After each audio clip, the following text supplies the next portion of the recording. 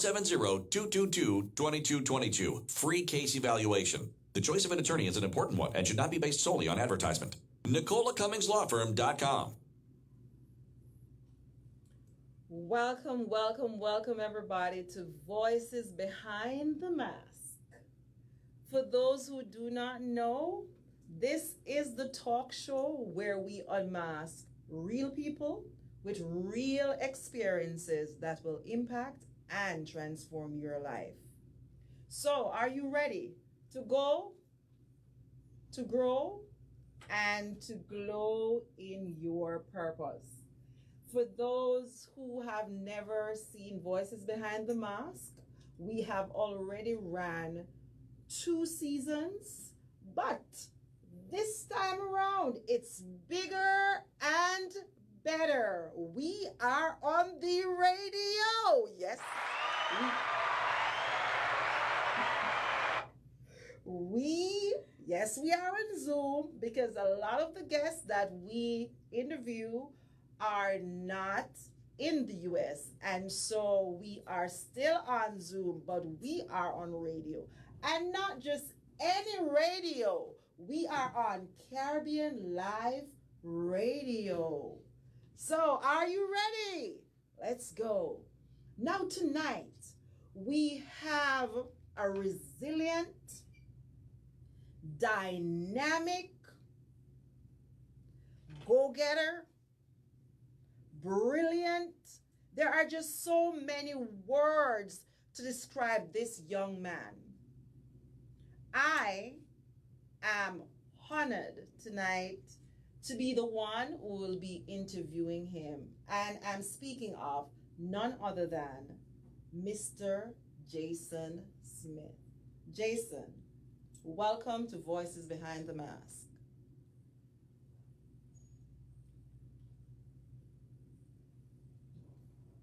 Thank you so much for having me. It's my pleasure to be here tonight.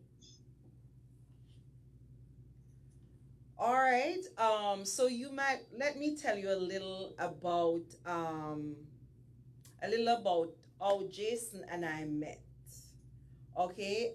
Jason is a past student of the, we all like to say the Michael, the. So he is a past student of the McGraw High in Treadway, St. Catherine, and I had the privilege of teaching at that institution, and that is where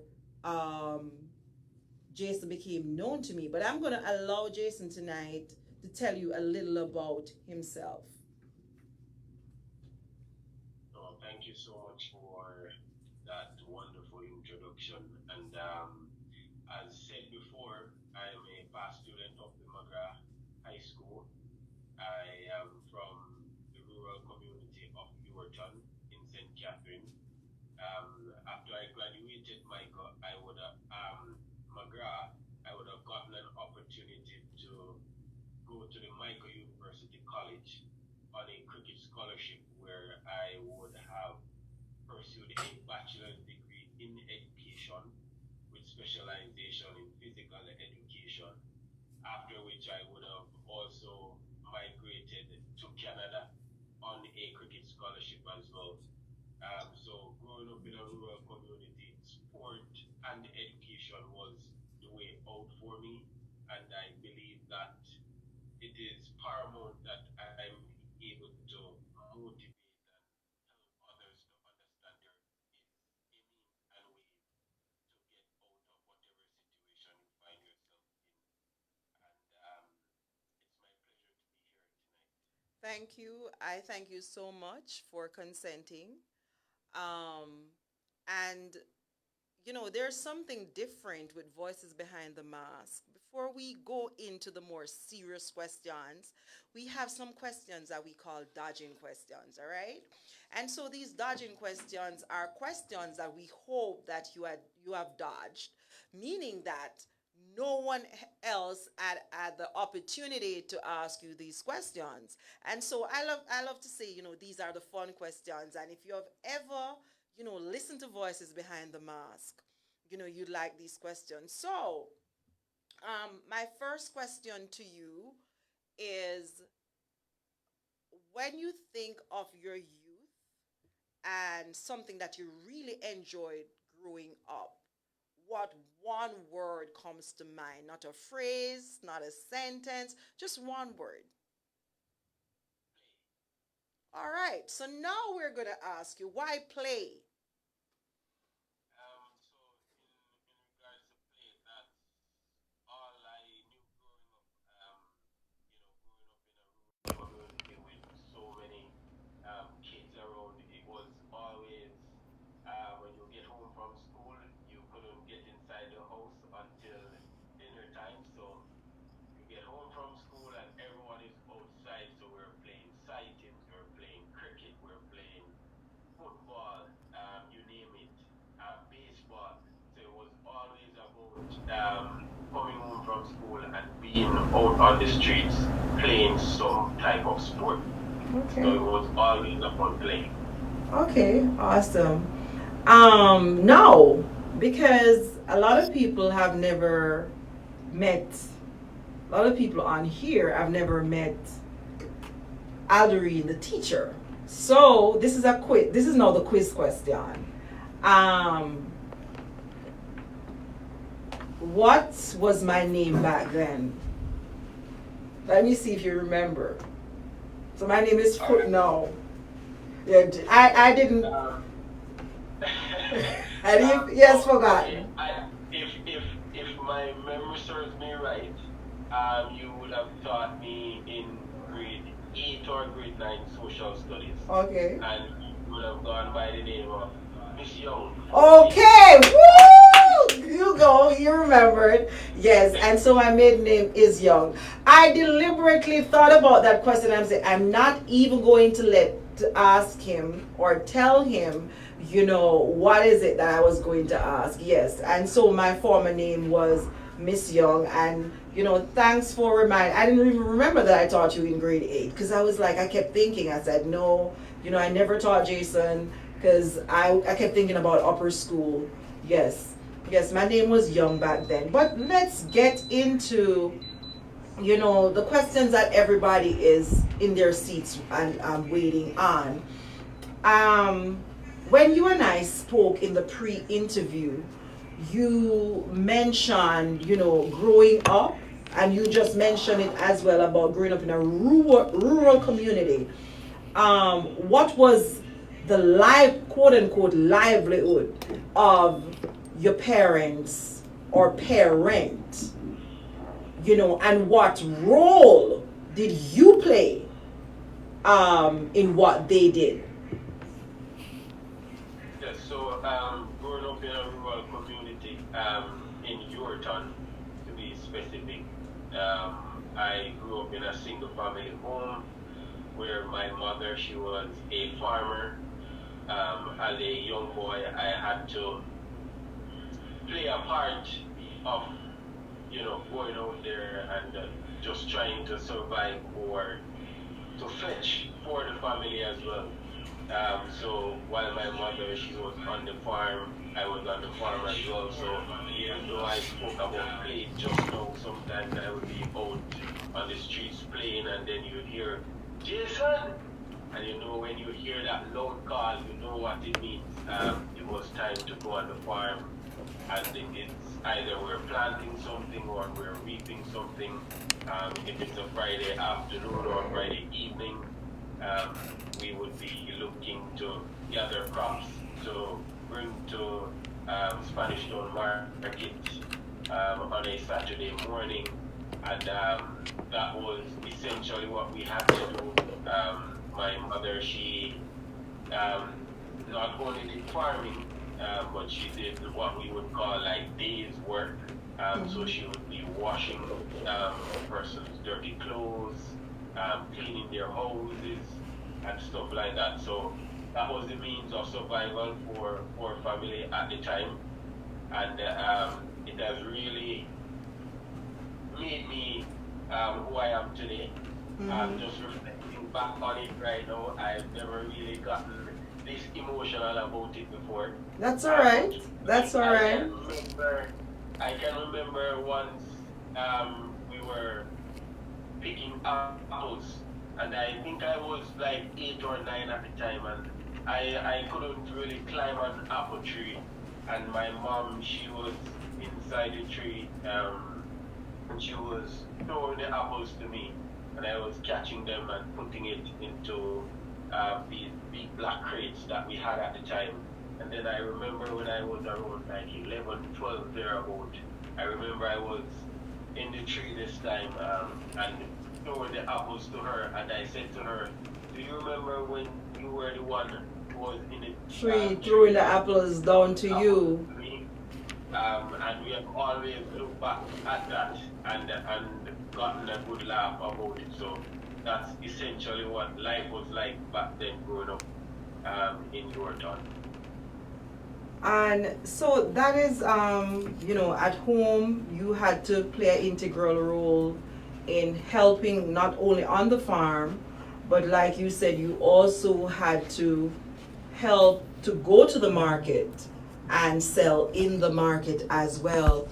Um, as a young boy growing up at that time, how did that make you feel when you compared yourself, say, to your peers?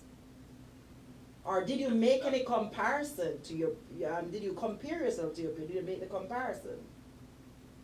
Most definitely, I did. I remember several times I would have think I've seen someone who might know me and I would be hiding from them. Mm-hmm. I didn't want them to see me and then go back to school and laugh at me.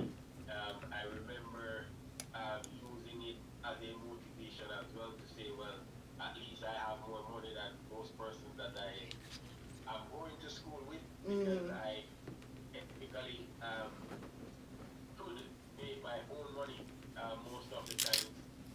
So that has led me to, like, every time when I see someone or a young boy, especially young children when they're selling things, even if I do not want what they're selling, I feel You still purchase it. I can see myself when I was back there once upon a time. So that has really led me to support those children who I've seen on the road selling stuff. And the funny thing, there's a story behind how I stopped going to the market because it was one Saturday morning on Young Street in Spanish Town. I was driving a handcart and I actually accidentally hit someone's car. Wow. And that's when I ran away from Spanish Town and then I never went back. I won't be able to go back because Yes, we know. So it was a story like that. And I do understand. I have a similar. I wasn't always in the market, but I remember my mom, like one Christmas, she had to. She was selling plates, and so she went back to Kingston to get some more plates, and she left me to sell. I was like, oh no, I'm not doing that.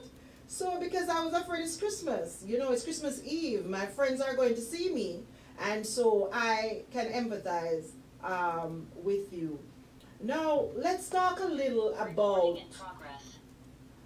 Let's talk a little about school. When you were having challenges, and this would have spilled over into your school life. How were you able to manage, all the financial issues that you were having? How were you able to manage that to get to this point in your life? We're not going to talk about where you're at yet, but how are you able to cope? As a young man in high school, what coping mechanisms, did you use, and how did the community itself around you, I mean the school community, support what you were going, supported your journey? Let us put it that way. Yeah, no, for sure. Growing up in a single family home, it was always challenges in terms of our finances.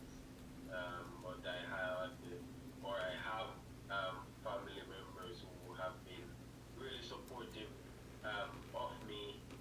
I remember my grade 4 teacher at primary school, Miss Campbell. She's living in England now. She was very supportive of me as well. And really, at Magra is where I really saw and felt love from a community, and I think that was an essential part of my development, as there are several teachers and staff who played an integral role in my development, and it was a safe place and space for me. So I would go to school and I'm leaving school like 7, 8 at night Wow. to go home, Mm-hmm. because I was in every sport, and then you would have teachers like Miss Bingham, Mr. Robinson, Mr. Dookie, persons like that, Miss Carleen, and taxi drivers as well. They would, sometimes I didn't have to pay fare. Because they know what you're going through. Yes, and the fact that most of the time they're just like, they don't even know my name. They're just like cricketer, baller. You go in Linstead, and that was it. And I would be like, well, I don't have any fear. They're like, oh, that's okay.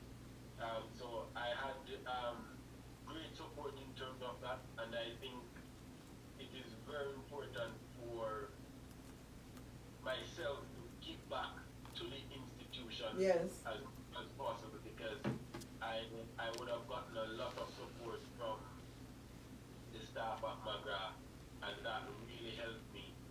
It was challenging in terms of schooling just the same.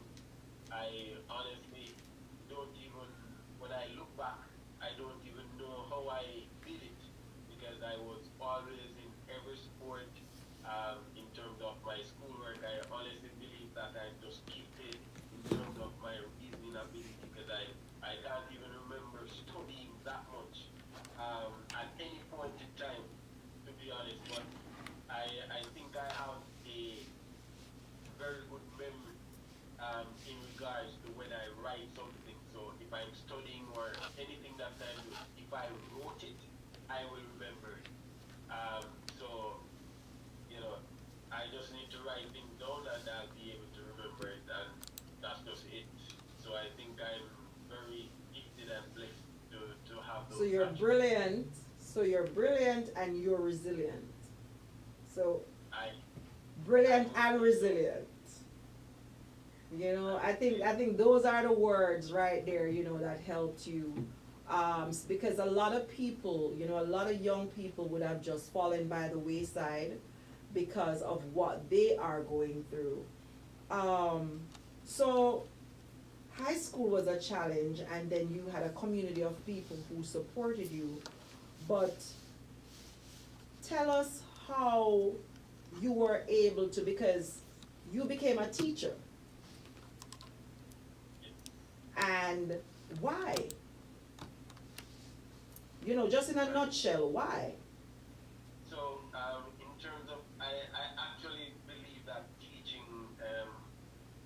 was a calling for myself, even though I did it only for 2 years.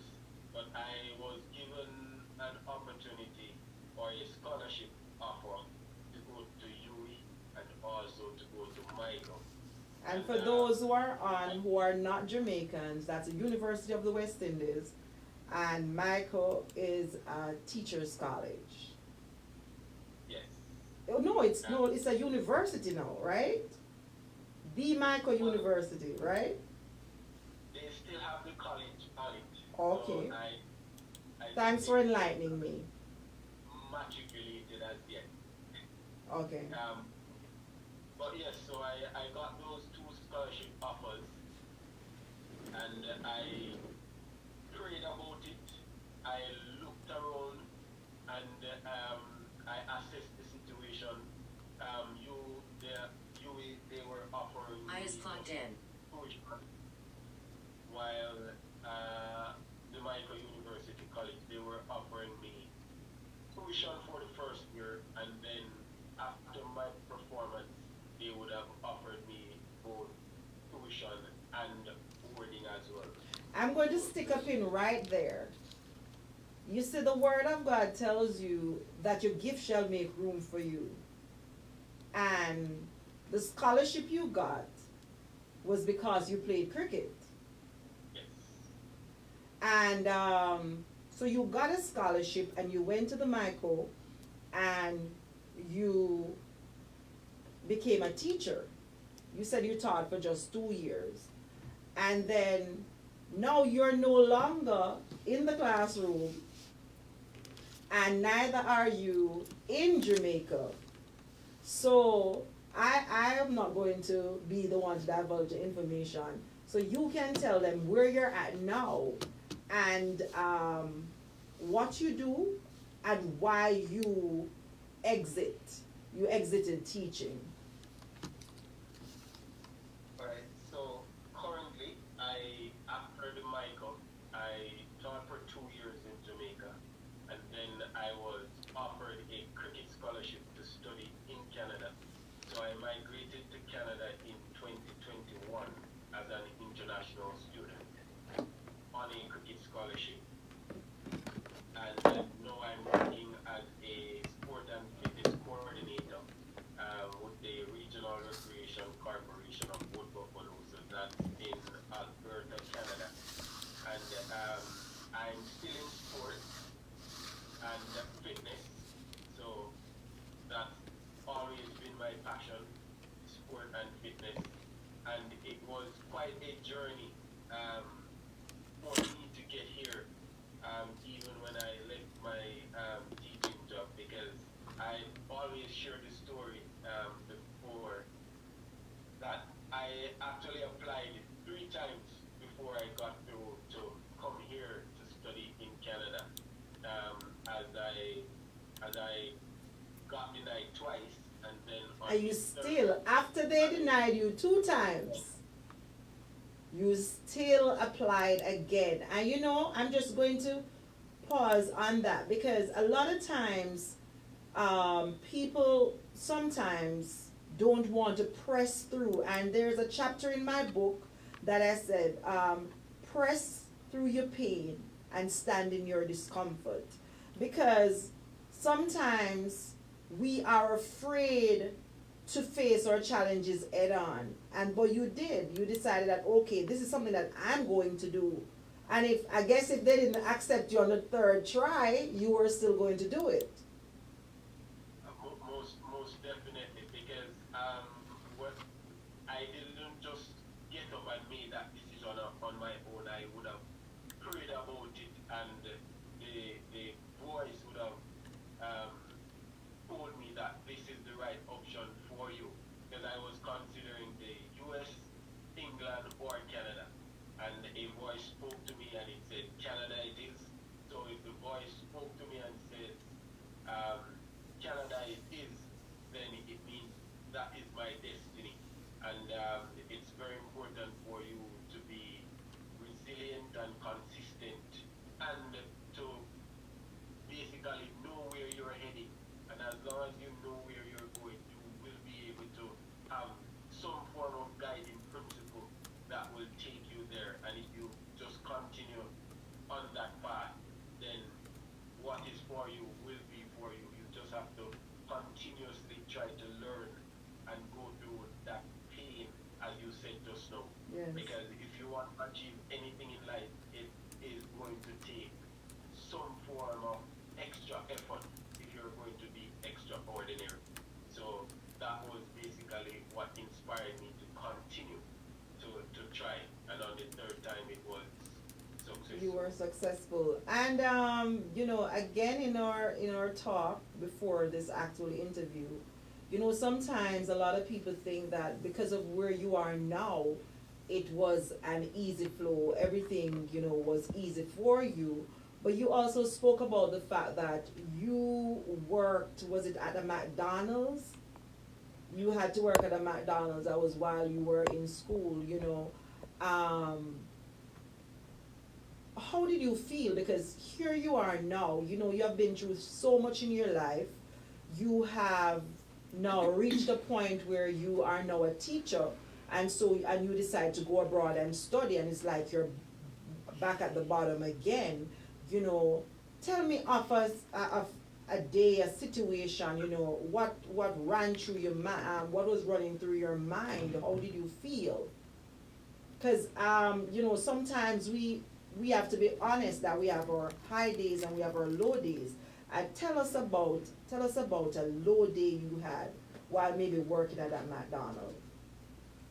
No, 100%. So I remember I was working in night shift at McDonald's when I just moved here. That was my first job, and I remember the supervisor said to me, Jason, could you please go and take out the trash?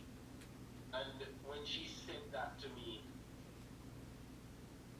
it's not as if I was saying that I'm better than taking out the trash, because I take out the trash at home, for sure. Yes. But it was just a reality check, because I was going to school every day dressed all in dress pants and shirt with tie, and if I'm having a phys ed class, then I'll change my tracksuit and stuff like that. But it was really a reality check. But you never had to take out the trash when you were teaching. Exactly. So I paused for a second, and then I was like, Lord, is really this I'm doing right now? This is what I've been reduced to. Yes. Yes. So when I said that to myself, and I took out the trash, and I started to pray in my mind to say, well, God, I really can't do this for any longer. And it was just a month after that I saw an ad for a job as a sport and fitness specialist with the organization that I work for now, which is the government. And I said to myself, well, you're not going to. Yes, we need to mention that you actually work for the government now. Yes. Yes. So I said to myself that they're not going to hire me, because I've applied for jobs before, and I've gone to an interview, and they're like, Jason Smith, and I'm like, yes, and they're like, oh, you're Jason Smith? I'm like, yes. And the reaction is that A little black boy from Jamaica. yeah, they're like, oh, you're not white? And I'm like, oh, not white. A little black boy from Jamaica.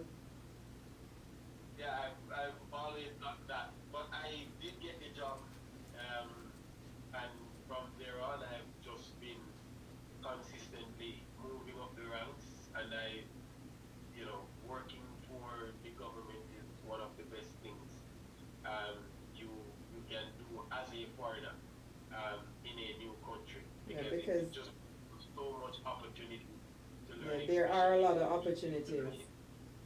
So you have, if we look, if we just reflect on everything that you have said, you grew up in a situation where you had a hard time, as a child, having to sell in the market, but you kept pushing, and you eventually became an educator, but that wasn't enough. You still wanted more, and you kept pushing, and here you are now. You're living in Canada. You have, studied again in Canada, and now you are working for the government. My question to you is, you said earlier that when you see these young boys on the street selling, you always buy something from them because you see yourself in them. So if you had the opportunity to stop them on the street and not just buy something from them, but say something to them to encourage them, for them to understand that where they are at is not the end of their story. In just a brief sentence, what would you say to them? You don't have a lot of time. What would you say to them? Well, so what I would say is that um, whatever they're doing now is just a part of the process that will make you resilient enough to go through life struggles. Mm-hmm. And it's not where you're at right now, but you just need to have a vision of where you want to be. And this will just be a stepping stone for you to move on to whatever it is that you can envision in your mind. Because anything that you can see within your mind, you will be able to achieve it. And you just need to write it down. You're gonna be tested. You need to be willing to work. A great scripture says, faith without work is dead. Mm-hmm. So are going to need to work hard, and as long as you put the work in and never give up, remember to put God first and always pray about any situation that you believe that is bigger than you, that you're unable to figure it out. You may not need to figure it out. Just pray about it, and you'll be able to get through it, because every situation that you're in, you'll never be in it forever. Forever. You'll Mm-hmm. move out of that situation as long as you keep moving forward. My final question for you, Jason, is if you were to give advice, to your younger self, something that you may have done, you know, something you might have tell yourself to do differently, any advice that you would give to your younger self, when, because of the stage you're at now, what you have seen, what you have accomplished, what you have endured, what advice would you give, to your younger self, and why?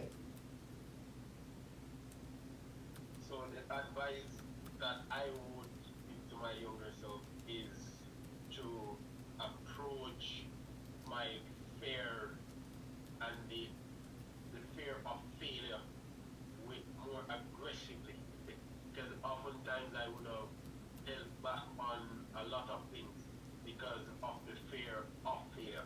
But I've grown to learn that fail, the acronym, I've created my own acronym, or I stole it somewhere. That's fine. Acronym of fail to be the first attempt in learning. So F is for first.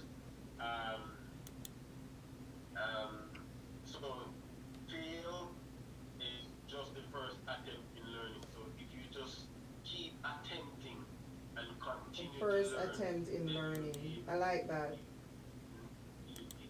So that's the advice I would give myself, and always to just have a positive outlook on life, because every negative situation has a positive side to it, and Yes. you just need to use it as a learning moment, and as long as you keep learning from that, then you will be able to better yourself. Thank you, Jason. First, and that is what, and I like that, and I hope that everyone who is listening walk away with that. Fail is your first attempt in learning, and I'm leaving with that tonight. That fail is my first attempt in learning. You have not failed, you have just attempted, whatever you want to do. Jason, it's a privilege to have you here tonight, and I do apologize to our listeners.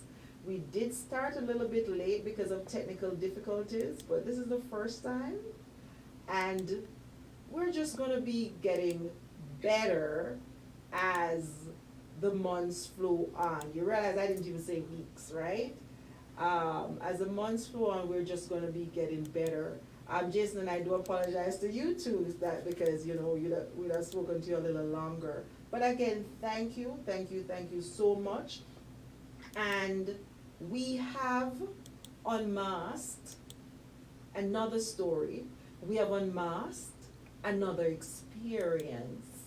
And just as we say, on Voices Behind the Mask, we unmask real people that have real experiences.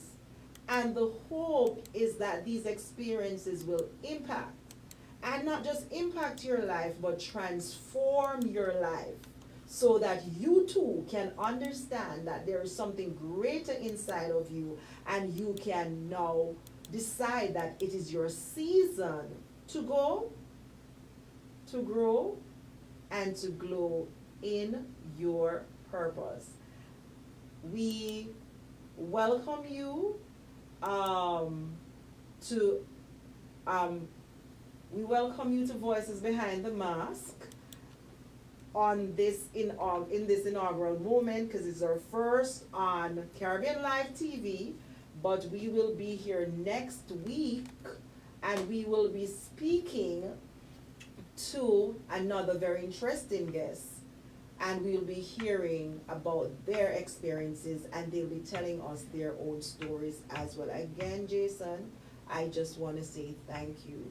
Thank you so much for being here. And for all our guests who are here all the audience who's here this evening, I just like to say thank you so much for coming in and listening. We don't have that segment anymore. Usually we have a segment where we allow individuals to ask questions. We have another show that we'll do that on, so there will be no questions this evening. And thank you. You have been a wonderful audience. We expected you to keep your microphones on mute and to keep your cameras off, and you did just that.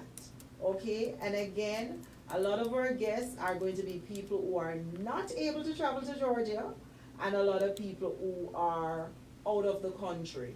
And so, but they do have a story, and it's important that we get a chance to hear them. So I hope when you leave here this evening, you are ready to go, to grow, and to grow in your purpose. Thank you all for coming on and listening. And I'm your host, Alderine Foot. See you next week. Same time.